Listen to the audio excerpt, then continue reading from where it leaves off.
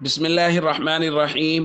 عن أبي أمامة رضي الله تعالى عنه قال قال رسول الله صلى الله تعالى عليه وسلم في الحديث: وحلف ربي عز وجل بعزته لا يشرب عبد من عبيدي جرعة من خمر إلا سقيته من الصديد مثلها يوم القيامة مغفورا له أو معذبا.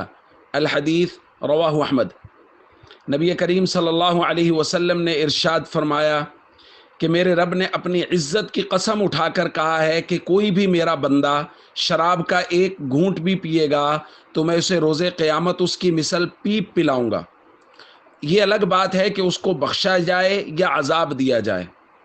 اور حضور علیہ الصلوۃ والسلام نے اس کے مقابلے میں ارشاد فرمایا: ولا يتركها من مخافتی الا سقيته من حياض القدس يوم القيامة۔ اور کوئی آدمی اگر شراب کو میرے ڈر اور خوف کی وجہ سے چھوڑ دے گا تو میں اس کو قدس کے حوض سے پلاؤں گا۔ دوستو، اللہ رب العزت قسم اٹھا کر فرما رہے ہیں۔ حضور علیہ الصلوۃ والسلام نے فرمایا: وحلف ربی، میرے رب نے قسم اٹھائی ہے اس بات پر کہ چاہے بخشوں یا عذاب دوں، یہ ایک الگ بات ہے، لیکن اگر کوئی آدمی ایک گھونٹ بھی شراب کا پیے گا تو میں اس کی مثل اس کو پیپ ضرور پلاؤں گا۔ تو شراب ایک بہت بڑی لعنت ہے، ہم پہلے بارہا اس پہ بات کر چکے ہیں۔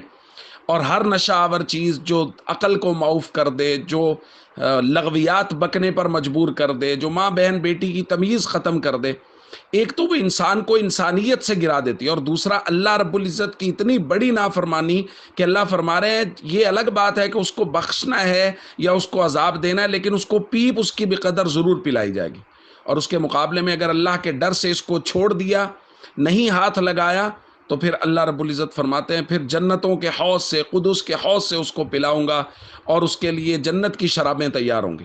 اس لیے ہم سب کو چاہیے اس لعنت سے خود بچیں، اور جن لوگوں کو اس کی عادت ہے ان تک یہ پیغام پہنچائیں کہ اللہ کے غضب کو دعوت نہ دیں۔ السلام علیکم ورحمۃ اللہ وبرکاتہ۔